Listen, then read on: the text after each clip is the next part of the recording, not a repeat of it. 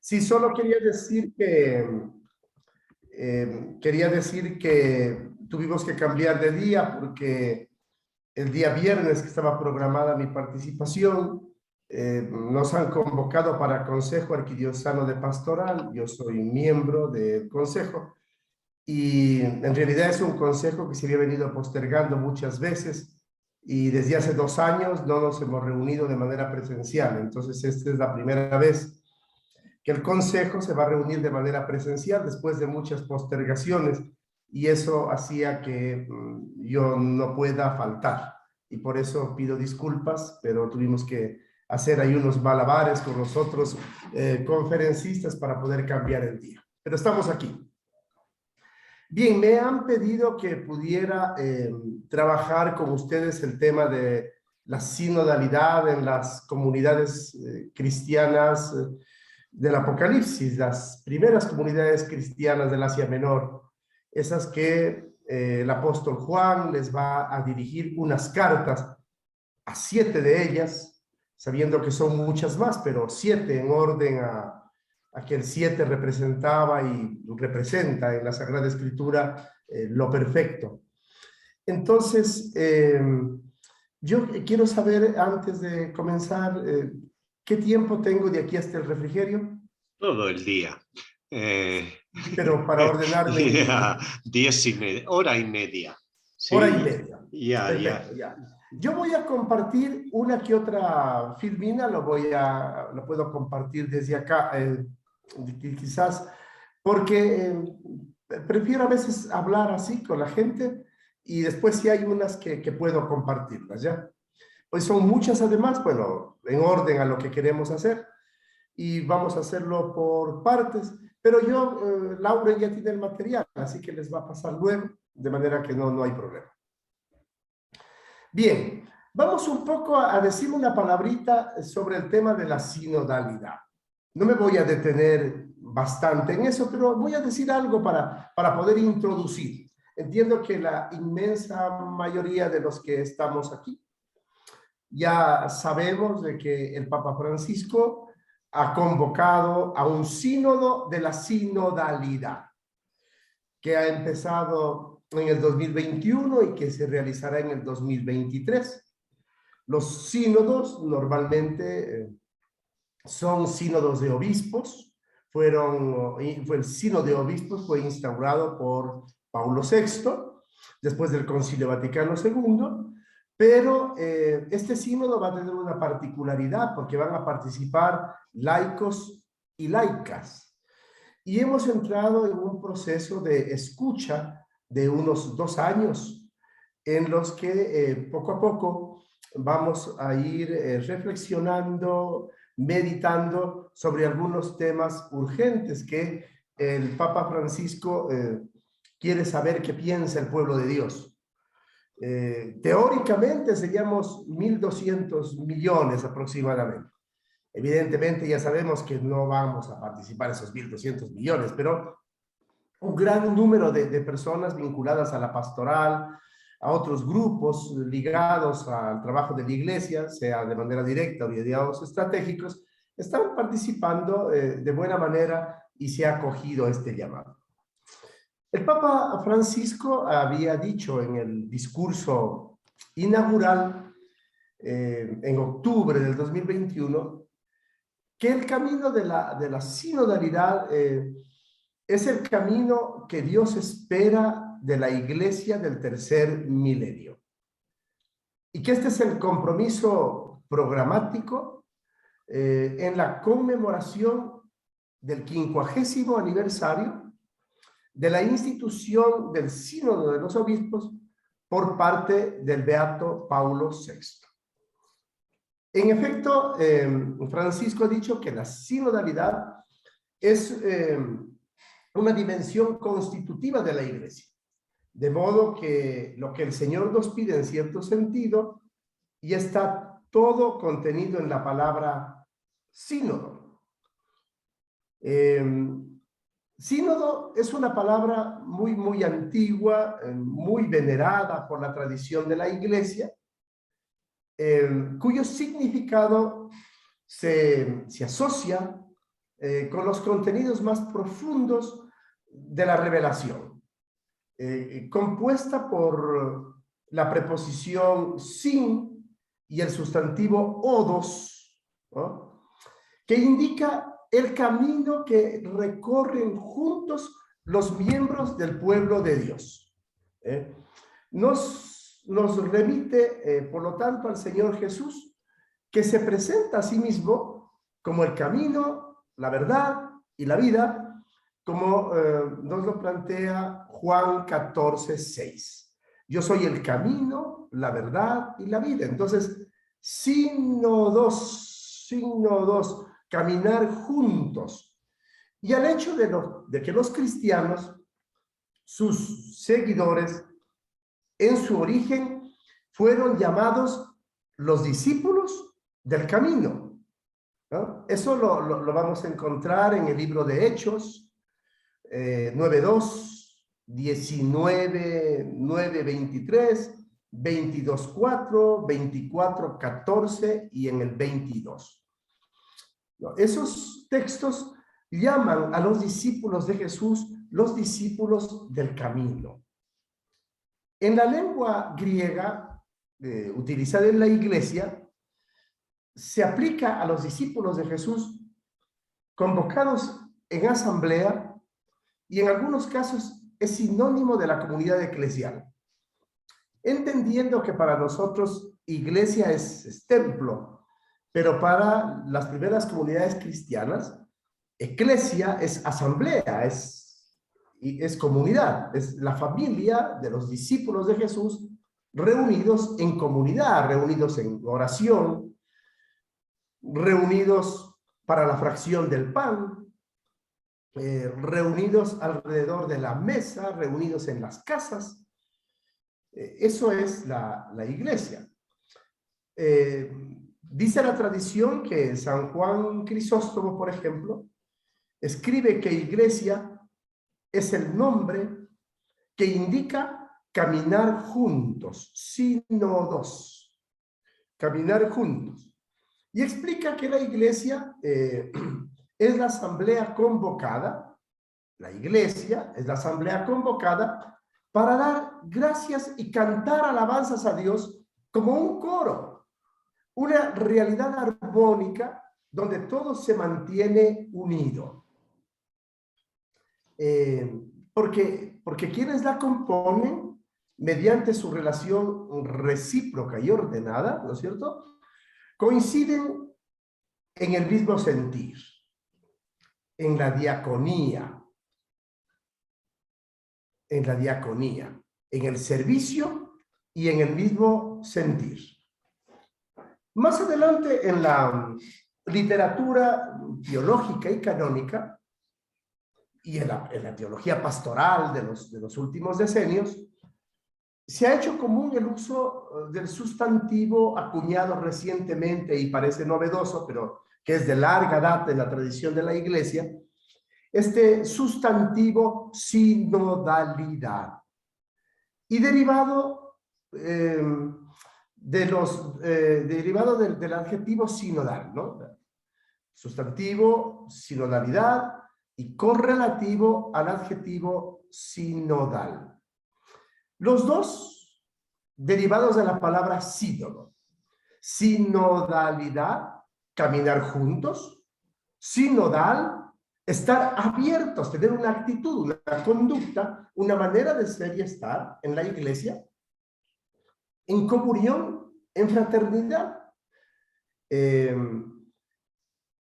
Los dos, ¿no?, el sustantivo y el adjetivo, derivados de la palabra sínodo. Se habla así de la sinodalidad como dimensión constitutiva de la iglesia o simplemente de iglesia sinodal. Dicho de otra manera, según el Papa Francisco, si la iglesia no es sinodal, no es iglesia. Tiene que ser sinodal, en comunión, en fraternidad, en participación, en misión. Además, comunión, participación y misión son los imperativos categóricos que están puestos como subtítulo del sínodo.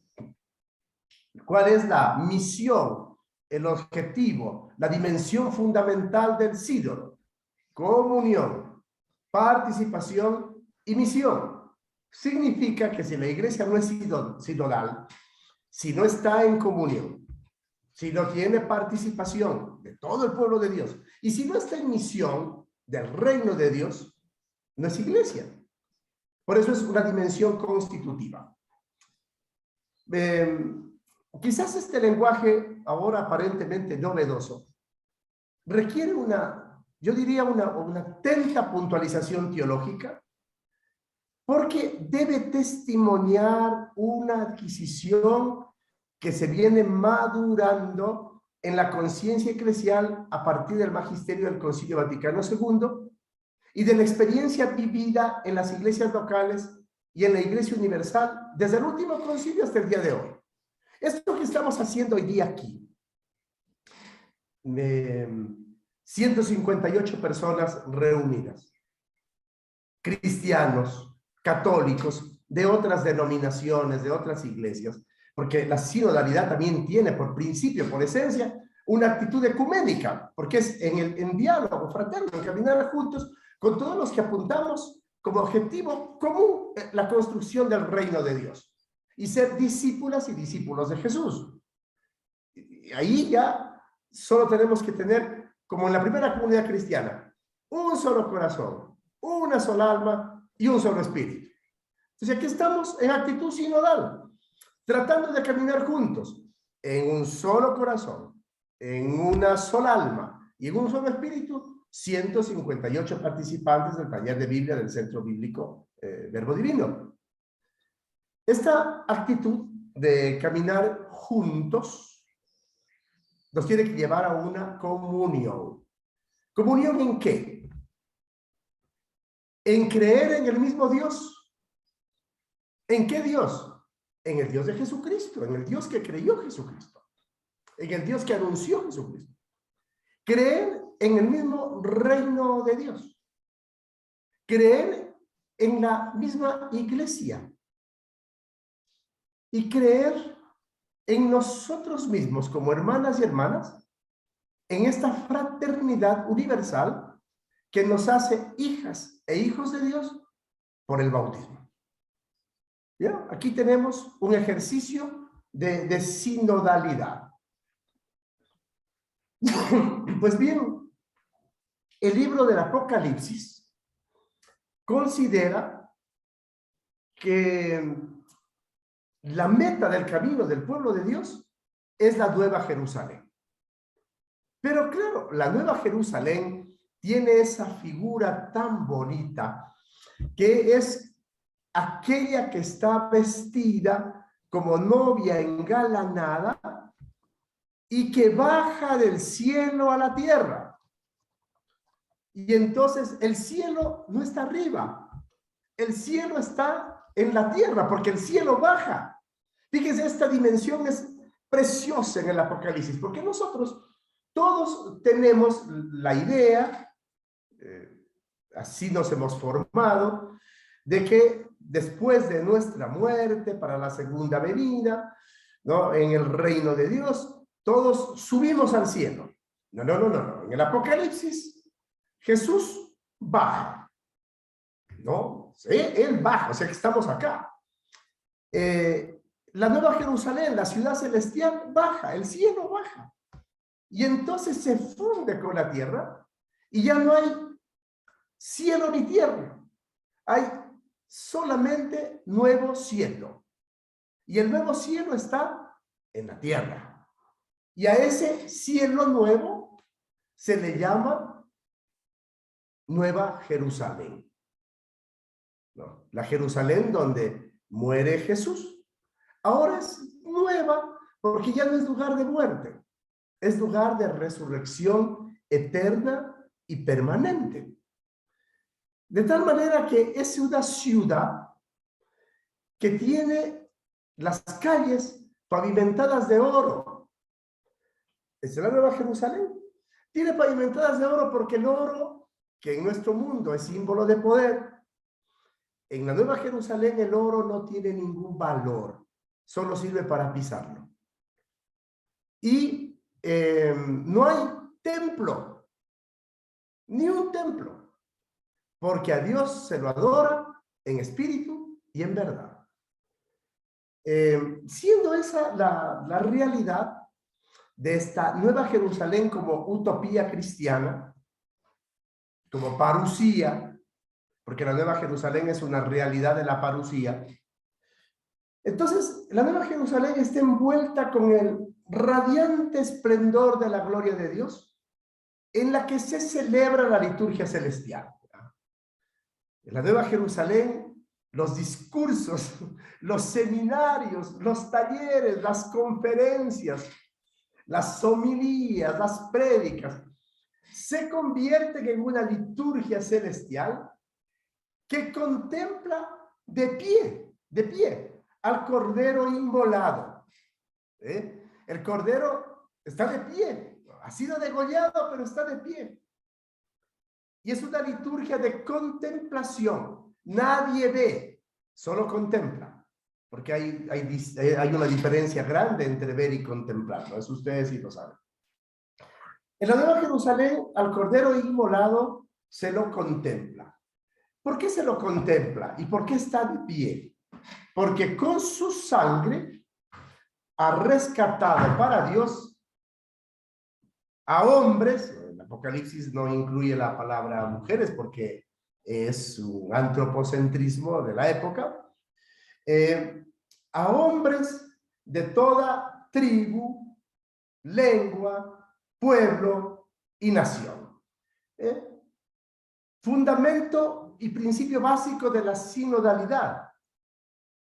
Hombres de toda tribu, lengua, pueblo y nación. Ahí nos juntamos todos. ¿Quién nos convoca? El Cordero. ¿Dónde nos ponemos? En la Nueva Jerusalén. ¿En qué actitud estamos? En actitud litúrgica. ¿Qué postura tenemos en la asamblea litúrgica? Contemplativa. ¿Qué hacemos contemplando? ¿A quién contemplamos? Al Cordero inmolado, que a pesar de haber sido degollado, está de pie. ¿Ya? Y en esta liturgia celestial participan los ángeles. ¿Quiénes más participan? Los santos. En el Apocalipsis, los santos son los mártires, los que han dado la vida por el pueblo a imagen y semejanza del Cordero degollado. Por lo tanto, la sinodalidad del Apocalipsis, hay una primera nominación, que es la sinodalidad que viene del martirio, dar la vida por los demás. Es un término muy fuerte, porque en el Apocalipsis, dar la vida no significaba solo que me entrego al servicio, que soy sacrificado, que soy buen misionero, buen catequista, buen animador, buen padre, buena madre de familia, que soy buen pastor, buen párroco, buena religiosa. No significa ser bueno. Significa que te asesinaron por la fe. En el Apocalipsis, el martirio es en vivo. No es una simulación. No, los mártires son todos aquellos que dieron la vida como la dio el Cordero inmolado. Por lo tanto, los que están en la asamblea del reino de Dios, los que están en la Nueva Jerusalén, los que contemplan al Cordero, los que participan en la liturgia celestial, son ángeles que ya se nos han anticipado en el reino y que están por toda la eternidad junto a Dios, y los santos, que son los discípulos que provienen del martirio.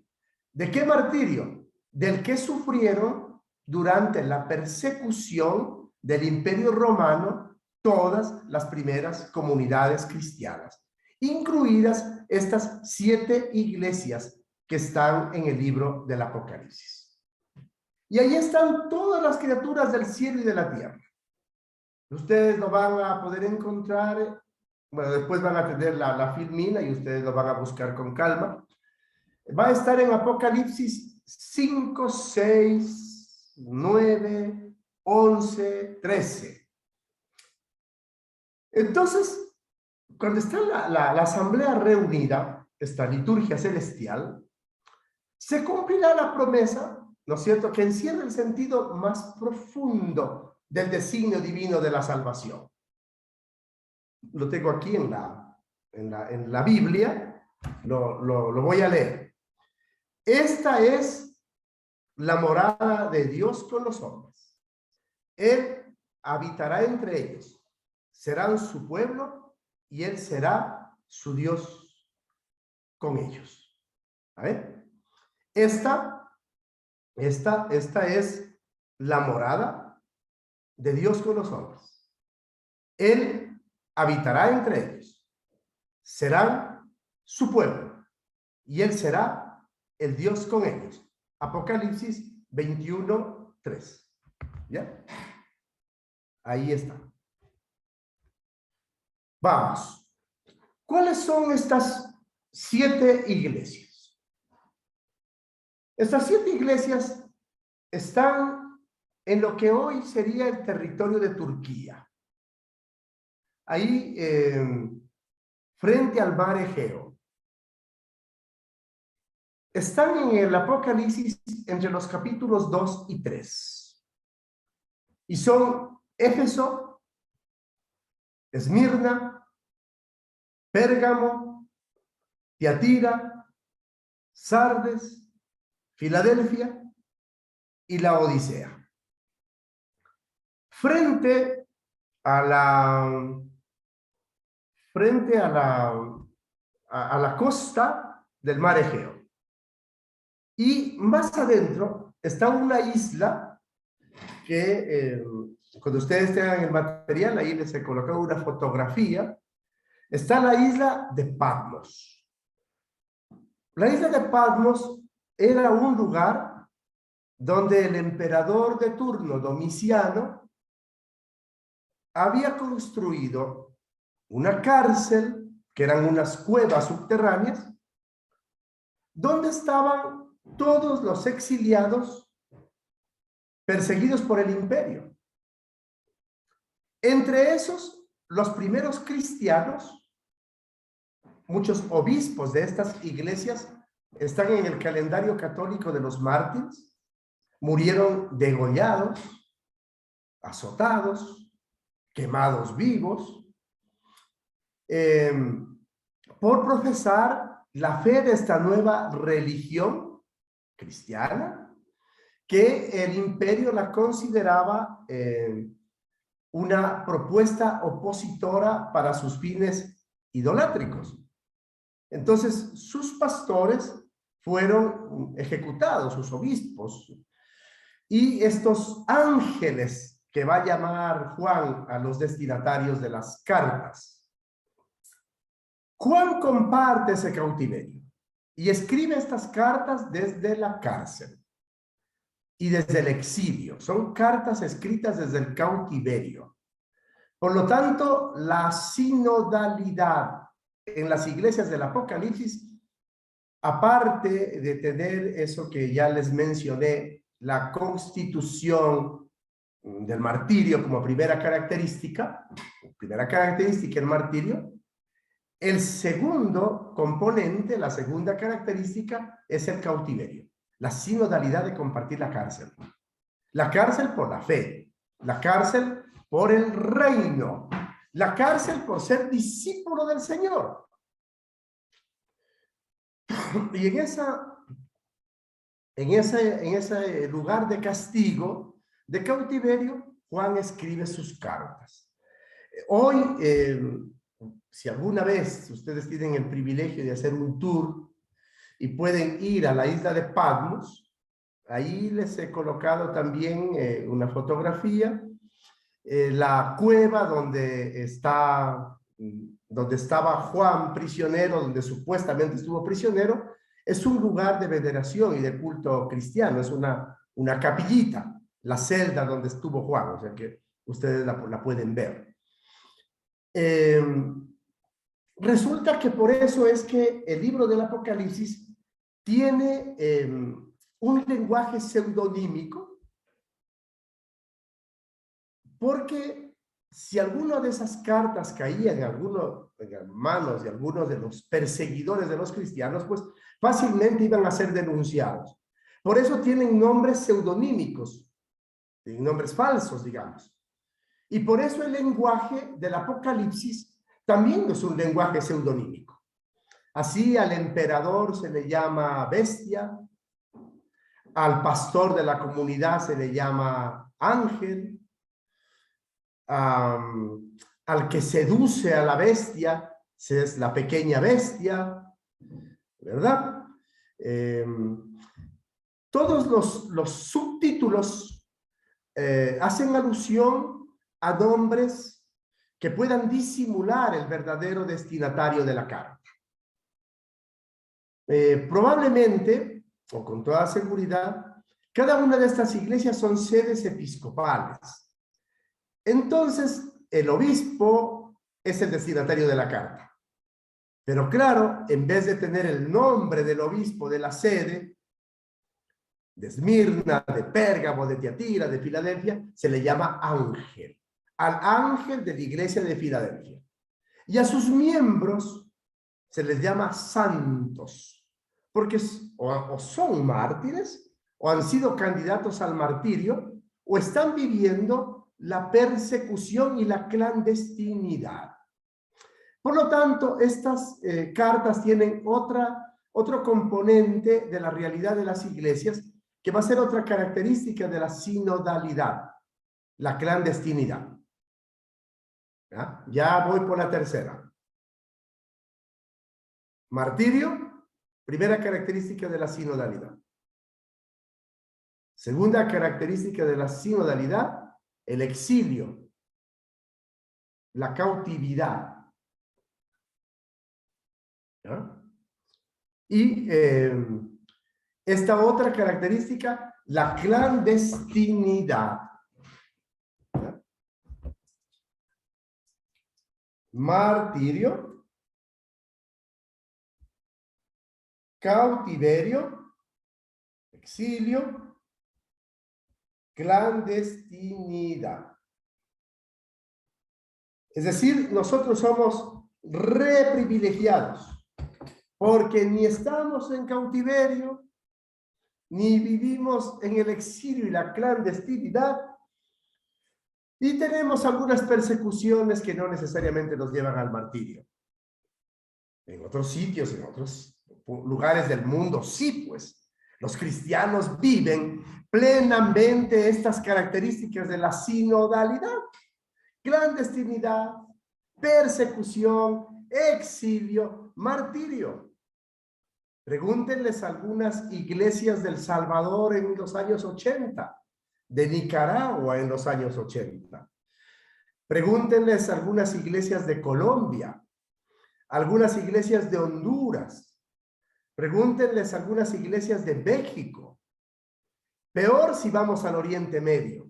Las iglesias en Irak, en la misma Turquía, las iglesias de Siria, los cristianos etíopes, los que están en Etiopía. ¿Qué pasa con los cristianos que viven en el mundo islámico? En países tan desarrollados como Kuwait, en Arabia Saudita. ¿Qué pasa con los cristianos que viven en Egipto? No estoy hablando no estoy hablando del siglo I, del año 90, cuando se escriben las cartas al Apocalipsis. No, estoy hablando del 2022. ¿Qué pasa con los cristianos que viven en estos países que tienen grupos paramilitares, que persiguen a los obispos profetas? Estamos hablando de qué pasa con las comunidades cristianas que viven en contextos de exilio y migración, ¿no? Los mismos cristianos que están en estos momentos en Ucrania, bajo el signo de la guerra, lo que viven los cristianos en la China, en Corea, en Filipinas. Entonces, gente que vive lo que vivieron los españoles en la época de Franco, los de la guerra civil anterior, los de México a principios del siglo pasado. La iglesia está llena de mártires, las comunidades de la Amazonía en Brasil.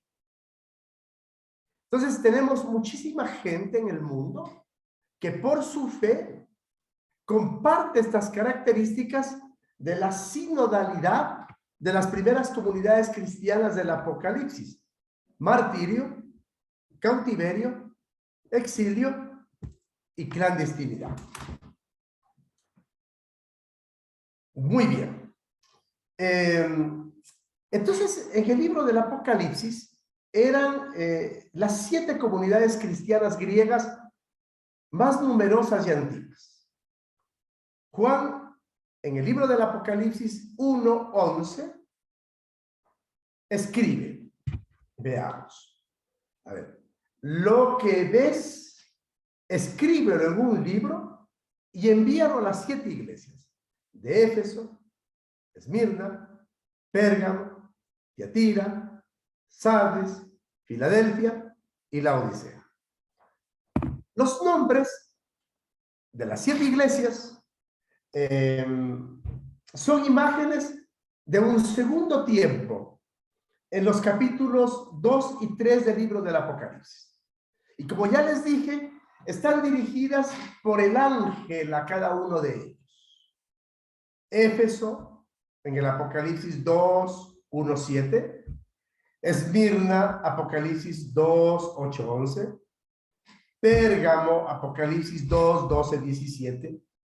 Tiatira, Apocalipsis 2, 12, 19. Sardes, Apocalipsis 31, 6. Filadelfia 3, 7, 13. Y la iglesia de Laodicea, Apocalipsis 3, 14, 22. Cada iglesia tiene su propio obispo y su propia catedral. Catedral, que es la casa de algún hermano, de alguna hermana, donde se reúne la comunidad.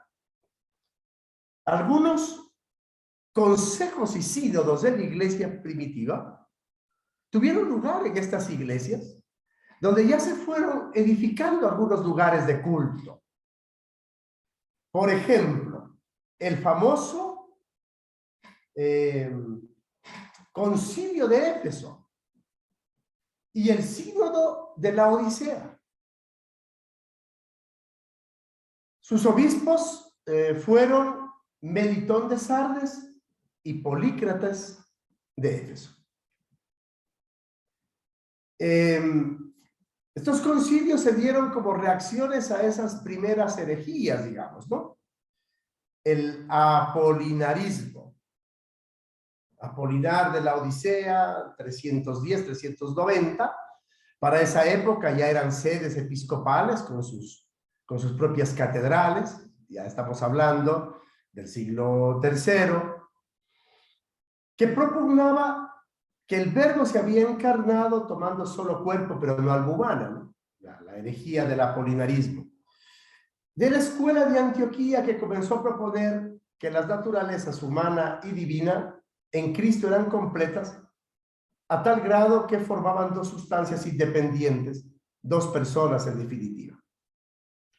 Y la tesis de Nestorio, patriarca de Constantinopla, que sostenía que María era madre de la naturaleza humana de Cristo y que por tanto se le podría llamar madre de Cristo, pero que era un error llamarla madre de Dios, tal como lo sostenía esta escuela.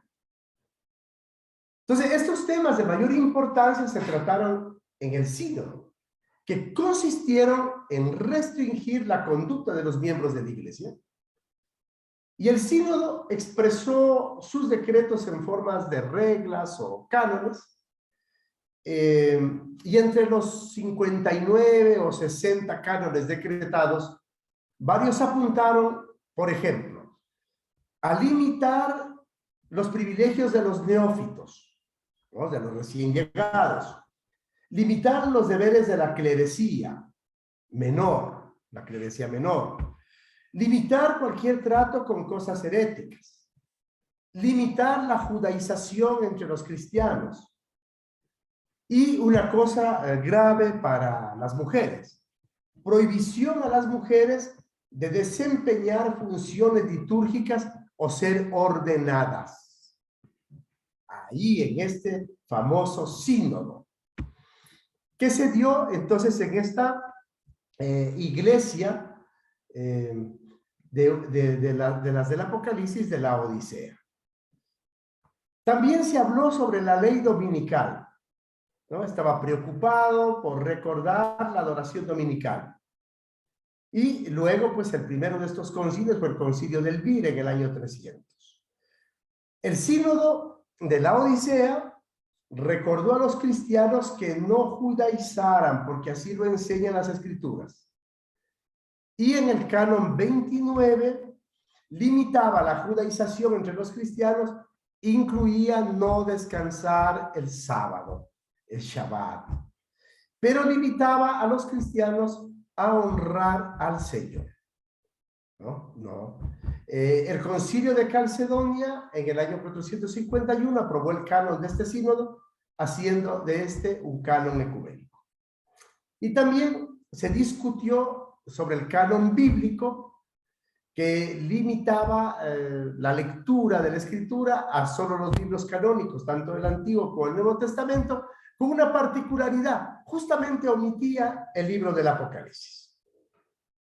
Bien, bueno, eso como un poquito de historia, solo para decir que en Éfeso y en la Odisea se dieron el primer sínodo, el primer concilio de las iglesias del Asia Menor, en estas iglesias del Apocalipsis a las que se les enviaron estas 7 cartas.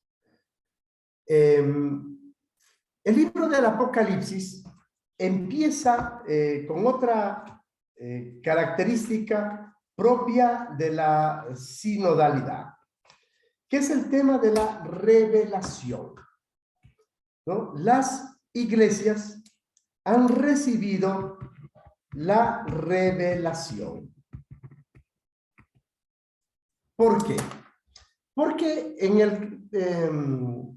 el capítulo 1, entre los versículos 1 y 3, se define al libro. El libro se define como revelación de Jesucristo que Dios le dio para dar a conocer a sus siervos las cosas que deben suceder pronto y que manifestó al enviar a su ángel, a su siervo Juan. A ver, revelación de Jesucristo que Dios le dio para dar a conocer a sus siervos las cosas que deben suceder pronto y que manifestó al enviar a su ángel, a su siervo Juan. Ahí hay una primera afirmación, solo voy a aclarar una cosita. Nosotros, cuando hablamos del Apocalipsis, estamos siempre leyendo en el tiempo futuro y estamos pensando en, son las cosas que van a suceder. No.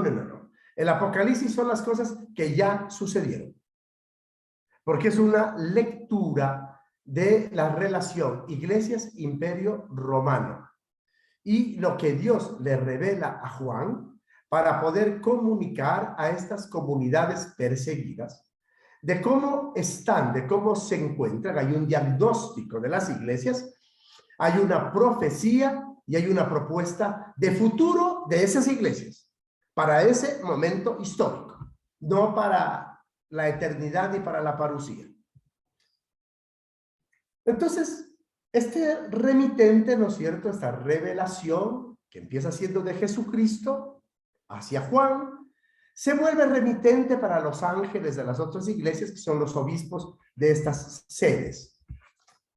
Y esto sigue en los capítulos 2 y 3, como les dije al comienzo.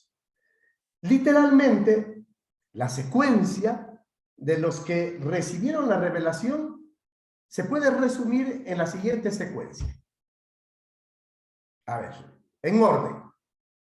Dios le escribe a Jesucristo, le revela. Dios le revela a Jesucristo. Jesucristo le revela al ángel. El ángel le revela a Juan. El ángel es el mensajero de Jesucristo, ¿no? La voz de Jesucristo.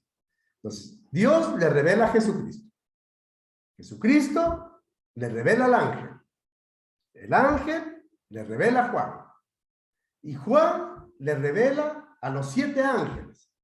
Y los 7 ángeles a los discípulos de las 7 iglesias. A ver, ¿nos lo aprendemos?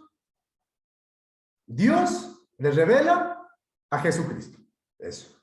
Jesucristo le revela al ángel, el vocero de Dios.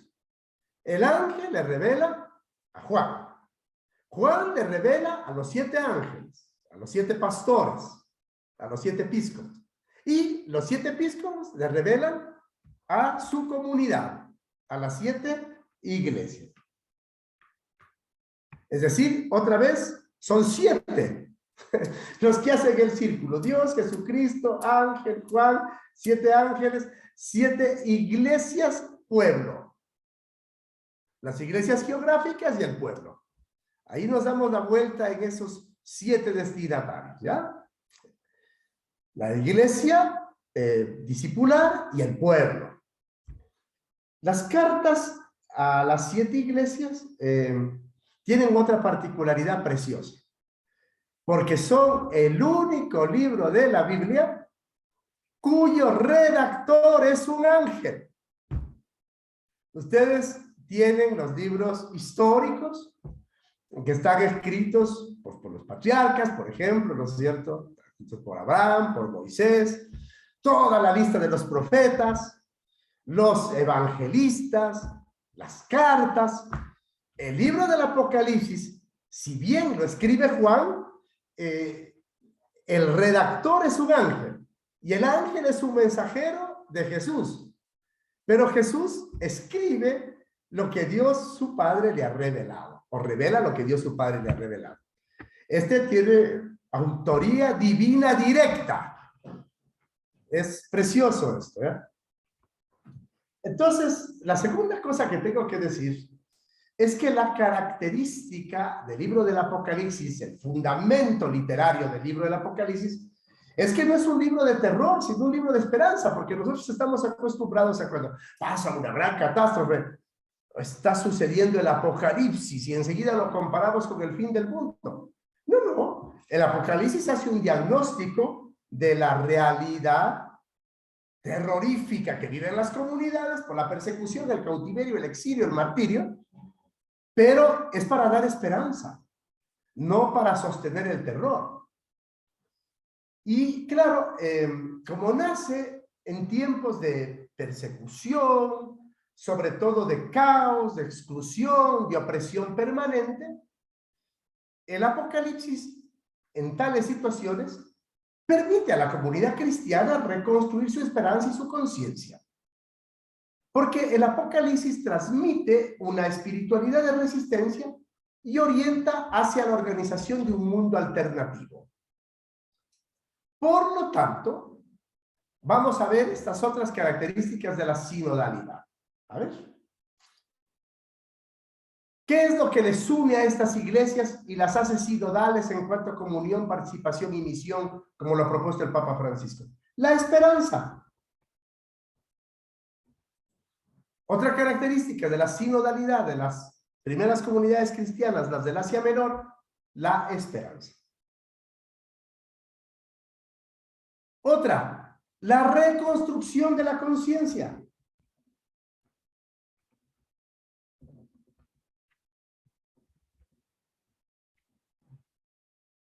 Otra, la espiritualidad de la resistencia.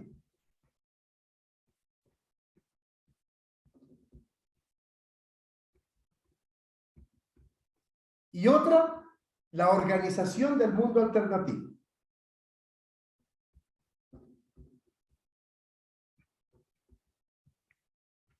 ¿Qué es el mundo alternativo?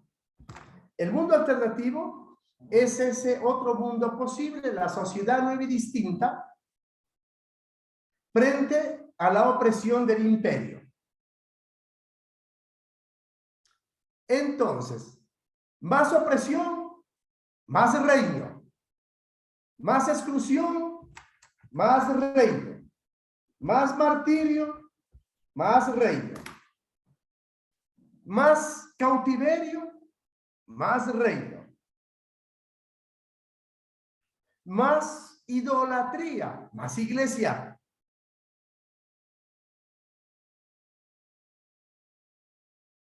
Más herejía, más iglesia.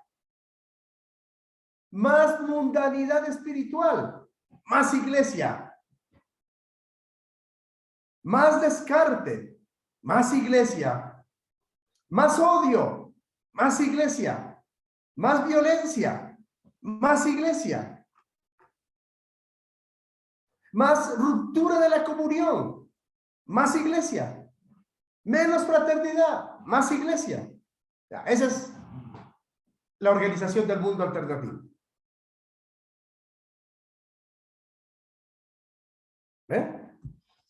Vayan anotando, ya les vamos a pasar una filmina propia con las características ahí al final. Pero ya después de martirio, cautiverio, exilio, clandestinidad, persecución, esperanza, reconstrucción de la conciencia, espiritualidad de la resistencia, organización del mundo alternativo y más reino. ¿Ya? Características de las iglesias del Apocalipsis.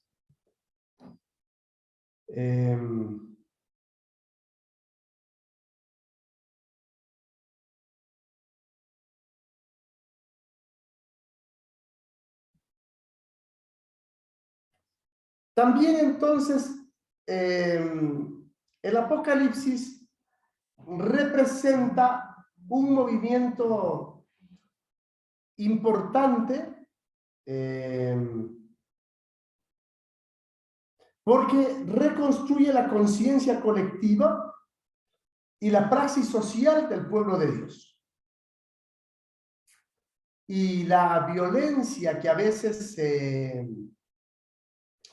se representa en el lenguaje del Apocalipsis no hace sino expresar la situación límite de extrema opresión y de angustia que vive la comunidad, ¿no? Esta extrema opresión y angustia que vive la comunidad hace que la iglesia tenga momentos muy complicados, las iglesias, que no les queda más que expresar la situación límite de angustia aparentemente con un lenguaje violento.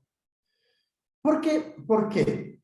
Porque el Apocalipsis o el lenguaje apocalíptico de estas iglesias expresa otra característica muy propia, que es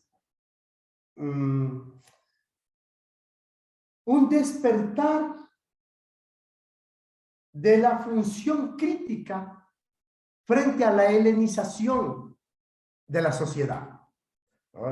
El Imperio Romano, helenístico, de un proyecto de helenización, como nosotros diríamos lo que cumplen hoy día los imperios de turno, ¿no? Lo que hizo la colonia en su momento y lo que hace la colonización de hoy, nosotros considerados patio trasero de las grandes potencias.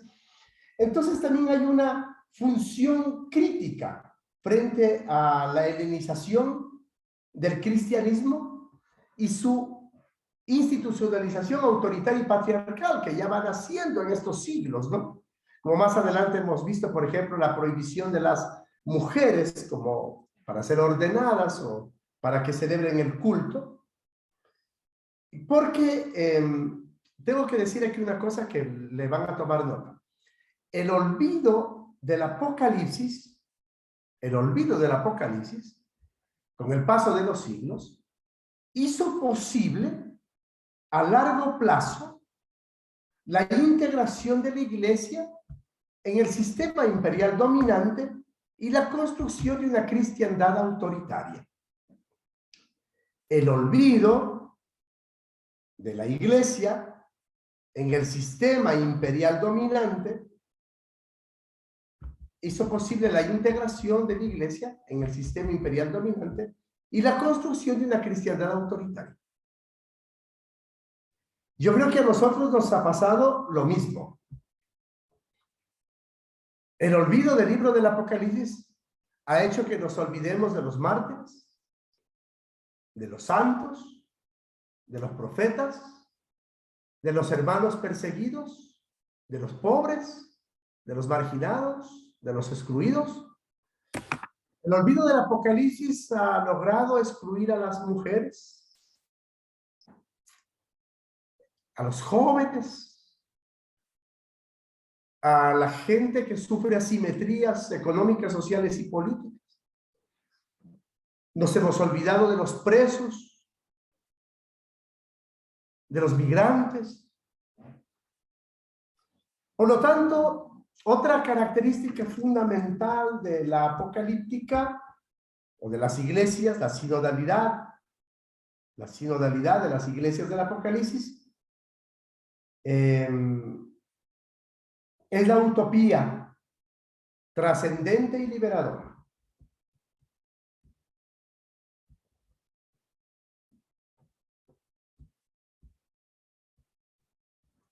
Sostenida en una teología de la liberación. No podría ser de otra manera. Una utopía trascendente y liberadora sostenida en una teología de la liberación. La otra característica es que el Apocalipsis no es un libro aislado, propio de una minoría sectaria o desesperada, sino un libro universal de una nueva manera de ser cristianos. No es una actitud sectaria de ese grupito de iglesias, porque las iglesias del Asia Menor eran muchas más, no 7, muchas, pero claro, está dirigida a esas 7, ya les dije, en función del 7, como símbolo de lo perfecto. Entonces, no es una actitud sectaria. Expresa la conciencia universal de la helenización de los cristianos y la dominación imperial. Por lo tanto, la otra característica es la universalidad. La sinodalidad como universalidad. Nosotros los católicos hacemos alusión a eso, la universalidad. Otra característica es la escatología. Estas comunidades, estas iglesias, son profundamente escatológicas. Están en función del reino de Dios en la tierra, con proyección de futuro hacia la eternidad, pero a partir de la realidad presente, hacia la nueva Jerusalén, que es la utopía definitiva, ¿no? Como le señalé al comienzo. Entonces son universales, escatológicas. La sinodalidad de la universalidad y la sinodalidad de lo escatológico. ¿Por qué? Se realiza de dos maneras. Primero, en el tiempo presente. Primero, en el tiempo presente. Con proyección de Nueva Jerusalén y del reino de Dios definitivo. Y dos, la historia de muerte se transforma en resurrección.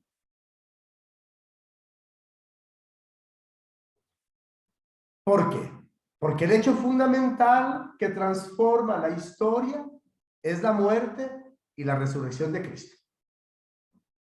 Por lo tanto, todo acontecimiento de muerte se transforma en resurrección.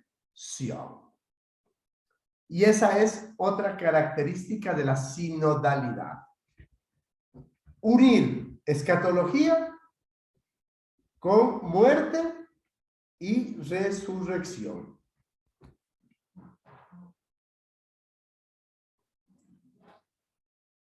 Otra característica de la sinodalidad. El Apocalipsis es la revelación de Dios al mundo de los pobres y excluidos.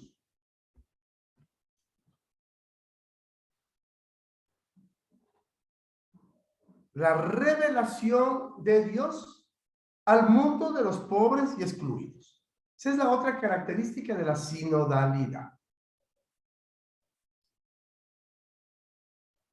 Los pobres como los privilegiados del reino y la iglesia como una permanente opción por el mundo de los oprimidos y como un estilo y modo de ser iglesia para ser y estar en el mundo. Por eso se expresa mediante mitos y símbolos que recogen el quehacer de la cotidianeidad de los pobres.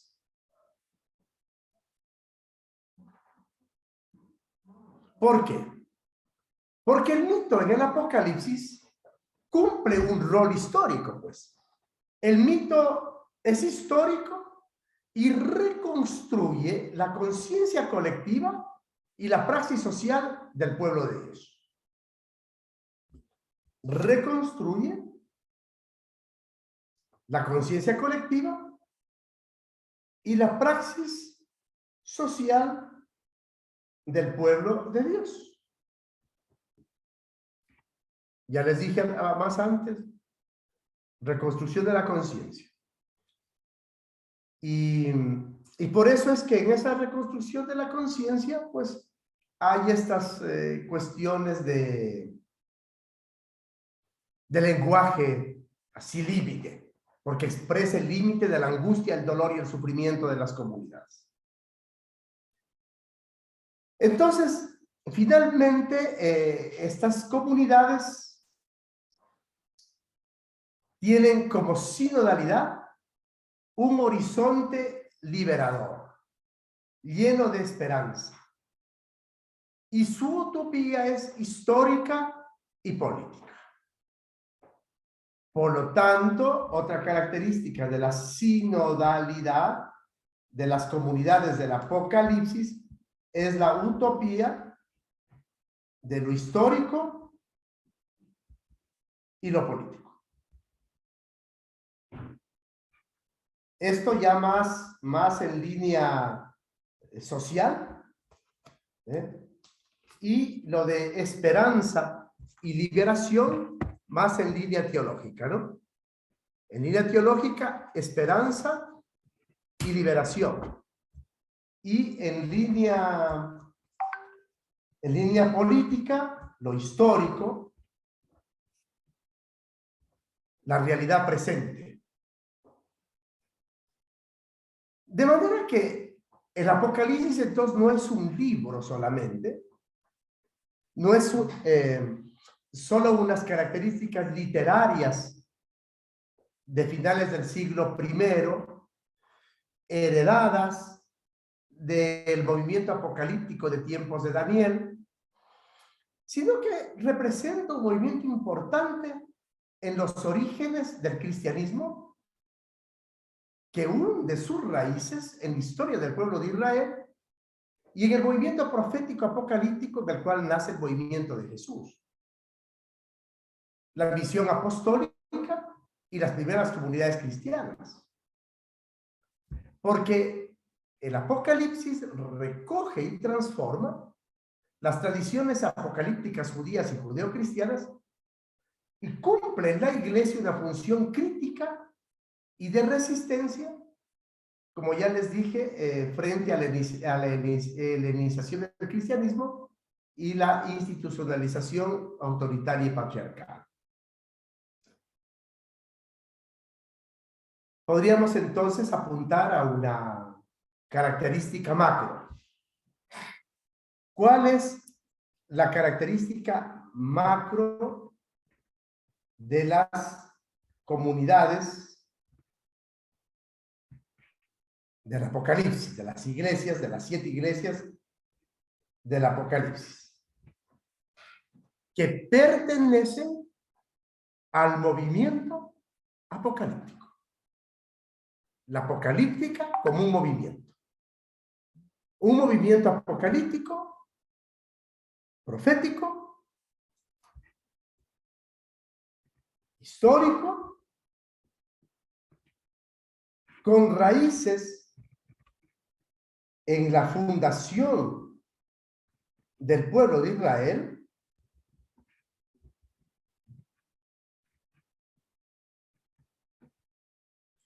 y que da paso al movimiento de Jesús, al nacimiento del movimiento de Jesús, de las primeras comunidades cristianas y a la misión de los primeros discípulos.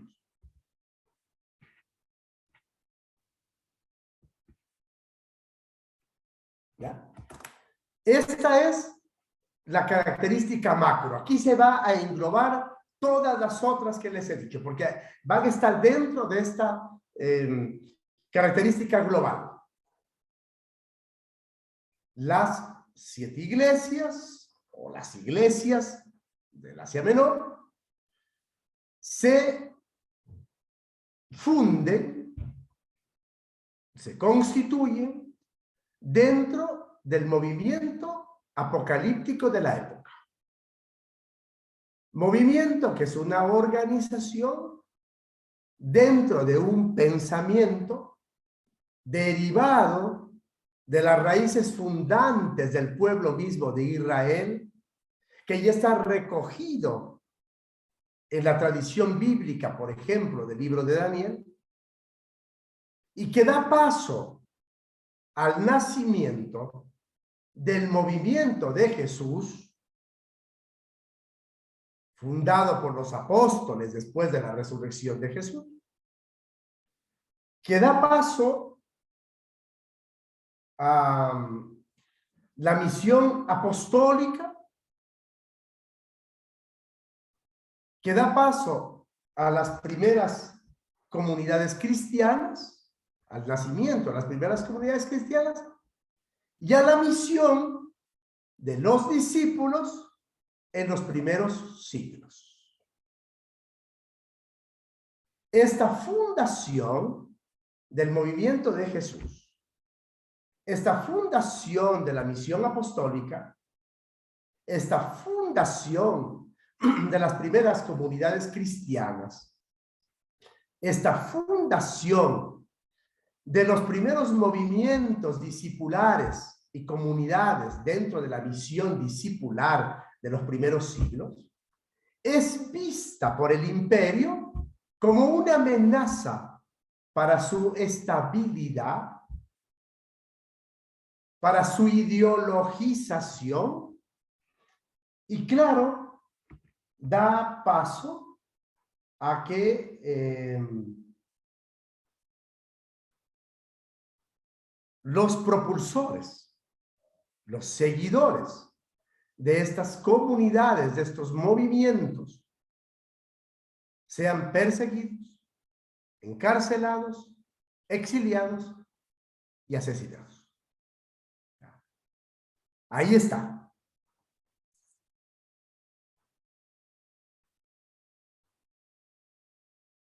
En el momento que se olvidó el libro del Apocalipsis, empezó la construcción de una cristiandad autoritaria. ¿Cuándo? Simple. Cuando la iglesia salió de la apocalíptica como movimiento espiritual, histórico, utópico, esperanzador, y se convirtió en aliado del imperio. Sobre todo a partir de la conversión al cristianismo de Constantino. Y a partir de ahí, pues, nuestras normativas, rituales, cultuales, institucionales, perdón lo que voy a decir, son más constantinianas que cristianas. Y la iglesia tiene más rostro imperial que rostro martirial. Y En este momento, recuperar el Apocalipsis es recuperar una dimensión fundamental del movimiento de Jesús y de los orígenes del cristianismo. Fíjense ustedes todo lo que significa recuperar la esperanza, recuperar la utopía, recuperar la conciencia histórica, recuperar la construcción del mundo alternativo, recuperar lo escatológico, recuperar el espíritu de resistencia, recuperar la espiritualidad primera, recuperar la organización social a partir de una historia y una praxis de organización del reino de Dios. Ponerle más reino como límite a las pretensiones del imperio y ponerle más iglesia como límite a las pretensiones de la mundanalización y de la banalidad espiritual. Eso.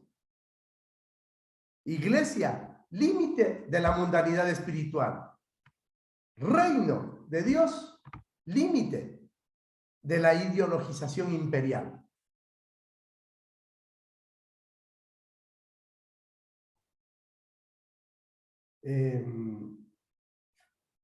¿Qué más? A ver, el Apocalipsis de Juan tiene otra característica muy linda. Une apocalíptica y profecía. Esta es otra característica de la sinodalidad. Unir apocalíptica, lenguaje de resistencia, y profecía, anuncio de buena noticia. Es decir, mientras te organizas y resistes al imperio, anuncias buenas noticias. Frente al dolor, buena noticia. Frente al descarte, más fraternidad. Frente a la exclusión, más solidaridad.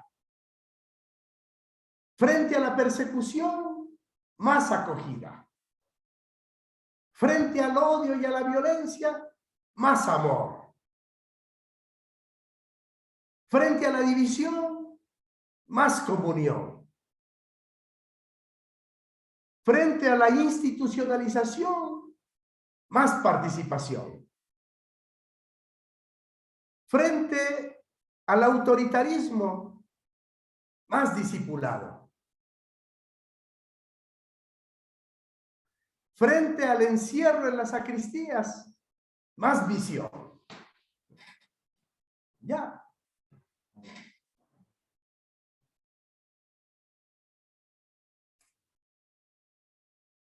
La apocalíptica es un movimiento del corazón.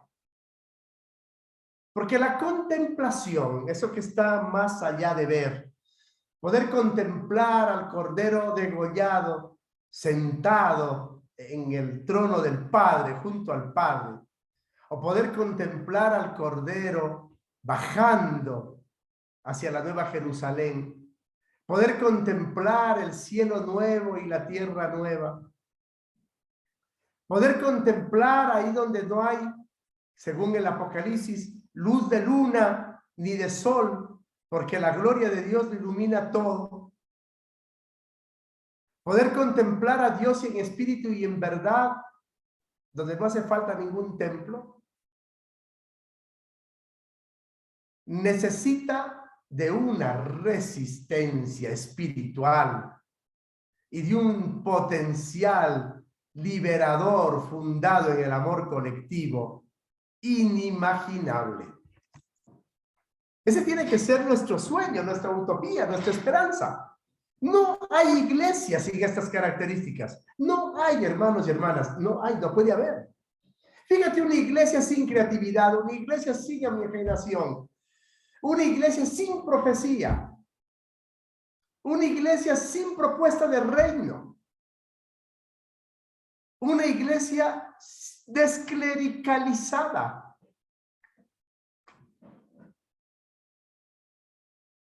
Una iglesia discipular, en comunión permanente, una iglesia alrededor de la mesa, una iglesia en ágape permanente. Ya, esa es la iglesia de la apocalíptica soñada, ¿no? Esa es la sinodalidad mayor de estas iglesias o de esta propuesta de iglesia. Por eso es que los mitos, los símbolos que se utilizan en el Apocalipsis no son representaciones estáticas y definitivas de la realidad. No es, nosotros transformamos a los símbolos del Apocalipsis en cosas permanentes, estáticas, casi de miedo y de terror. No. Son instrumentos literarios, criterios para un discernimiento profético de la historia. El Apocalipsis llama a una permanente conversión y aceptar la revelación como camino de conversión. Entonces, si quieren ponerle otra característica a la sinodalidad de estas iglesias, es la conversión permanente.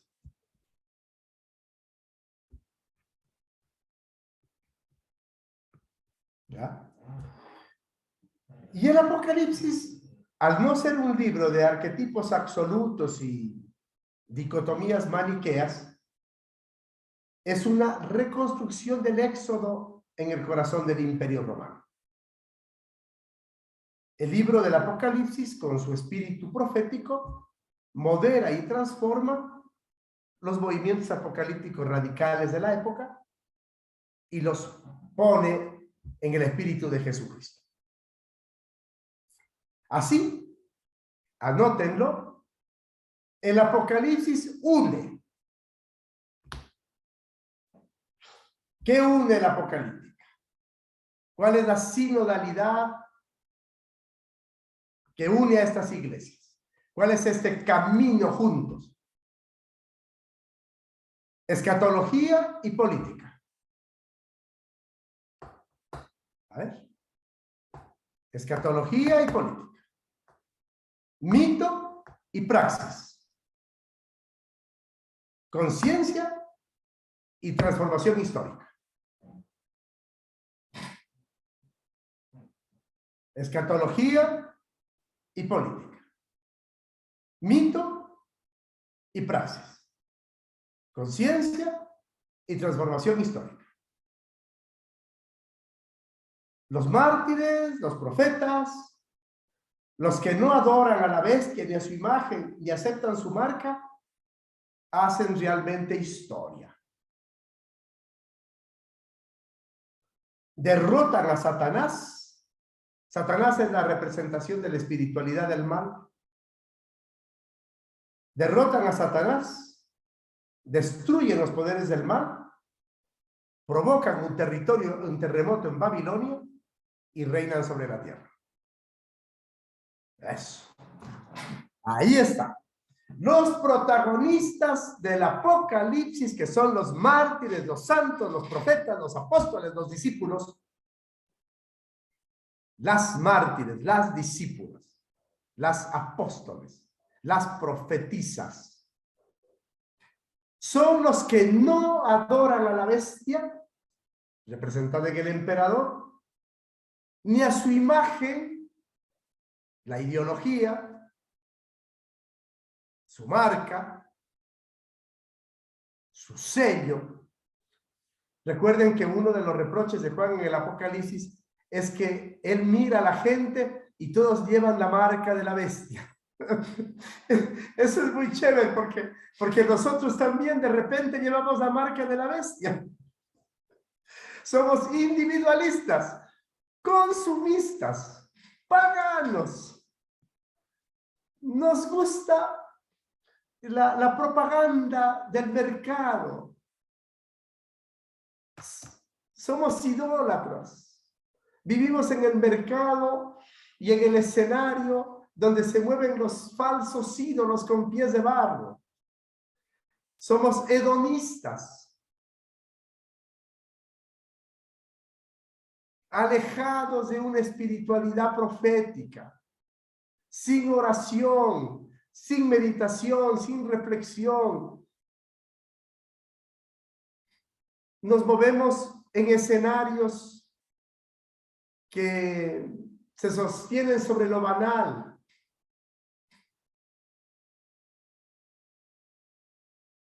No construimos historia. No ponemos en nuestros hijos e hijas el ADN de la fe, el ADN de la resistencia.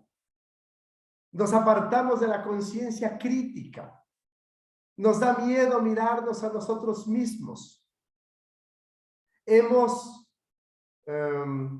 puesto de relieve los falsos absolutos. Entonces, ven, llevamos pues la marca de la bestia, ¿no? En cambio, estos otros que derrotan a Satanás, derrotan los poderes del mal, provocan un terremoto en Babilonia y reinan sobre la tierra. Así, en el Apocalipsis hay una construcción del futuro. Sin embargo, ese futuro puede ser adelantado y construido en el presente. Es un futuro presente. Como suele decirse, con prisa, pero con pausa. Ahí hay una antítesis difícil a veces para nosotros los cristianos. Con prisa, con la prisa del reino, pero con pausa, atendiéndonos a los tiempos de Dios y a la voluntad de Dios, tiempos que no son nuestros tiempos. Por lo tanto, con prisa, en urgencia del reino, y con pausa dentro de los tiempos de Dios. Por eso, futuro con presente. Futuro construido en el presente. Eso de que el mañana tiene que ser mejor. Y en el Apocalipsis entonces hay análisis de la realidad y se nos da el material para la construcción de una sociedad alternativa. Lean el Apocalipsis y se van a llenar de ideas imaginativas y creativas para construir un mundo mejor. El Apocalipsis nos da una clave decisiva para la transformación de la historia. Característica propia, esencial de las comunidades del Apocalipsis, sinodalidad de las iglesias del Apocalipsis, transformación de la historia. Otra vez, claro, estas cosas suelen costar un poco de sangre, tienen un alto precio. El que provoca un terremoto, el que no se arrodilla ante la bestia, el que enfrenta a Satanás, ya sabe cuáles son las consecuencias. Hombre, ni me las preguntes, todos las sabemos. Finalmente, entonces, el contexto histórico fundamental del Apocalipsis para provocar la sinodalidad de estas iglesias termina siendo, o sea, para provocar la sinodalidad, la comunión, la participación, la visión de estas iglesias, termina siendo el enfrentamiento económico, político, cultural, social y religioso del pueblo de Dios y de la comunidad cristiana con el Imperio Romano. El enfrentamiento económico, político, cultural, social y religioso del pueblo de Dios y de la comunidad cristiana con el Imperio Romano y mayúsculas, subrayenlo, y las fuerzas sobrenaturales del mal.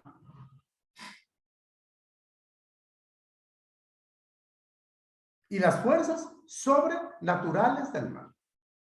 Las fuerzas sobrenaturales del bien están provocadas por Dios y las fuerzas sobrenaturales del mal están provocadas por Satanás. Las fuerzas sobrenaturales del bien tienen como mediadores a los ángeles, a los mártires, a los profetas, a los discípulos del Señor. Las fuerzas sobrenaturales del mal tienen como mediadores. Se inspiran en Satanás y tienen como mediadores a los idólatras, a los que hacen la guerra, a los dueños del poder económico, social y político, y a los discípulos de un mundo pagano y sometido a la dominación espiritual de las fuerzas del mal. En esa gran masa de los acríticos y sometidos a la dominación espiritual de estas fuerzas del mal, podemos caber todas y todos. Cuidado. Muy peligroso, porque además puede ser que estamos ahí sin darnos cuenta, de manera inconsciente. Por eso, para no caer en esa tentación, hay que abrir el corazón y poderlo llenar de una capacidad amatoria infinita, donde sobre todo los pobres nos vuelvan permanentemente hacia Jesús. Monseñor Pedro Casaldáliga, este santo obispo de los pueblos de São Félix de Araguaio en Brasil, dijo una frase que ha quedado para la historia. Algún día me preguntarán, ¿has amado?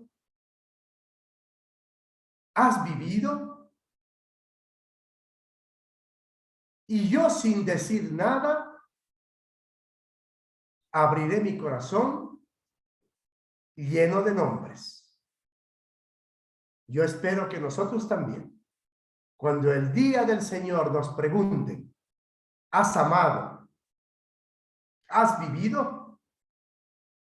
Nosotros podemos abrir nuestro corazón lleno de nombres. Y espero que sean cientos y que sean miles. Que así sea. Amén. Gracias, Padre Marco. Ha sido una hermosa reflexión con todo el marco histórico que nos ha dado para poder entender toda esta riqueza de la sinodalidad y el Apocalipsis. Vamos a nuestro refrigerio. Ah, miren, ya bien empiezan a poner. Y son terribles algunos, ¿eh? Me ponen, como les deshabilito el chat para que no se vayan a divagar por ahí, pero se ponen a divagar conmigo. Se ponen a escribirme mensajes. Qué linda charla, hermosa charla. Gracias por invitar a Padre Marco. Y yo que no suelo contestar, pero voy a ir contestando. No nos vayamos a despistar. Saquémosle jugo a Padre Marco. Padre Marco, no sé, está Víctor Hugo ahí con la manito levantada. Tal vez si es que es una pregunta, Víctor, y si es que me lo permite, Padre Marco, ¿le podemos contestar o lo hacemos en la tarde, Padre Marco? No sé, depende de lo que sea, porque como tenemos que tomar el receso, la María Esther ya está con la mano en la pena. ¿Sí?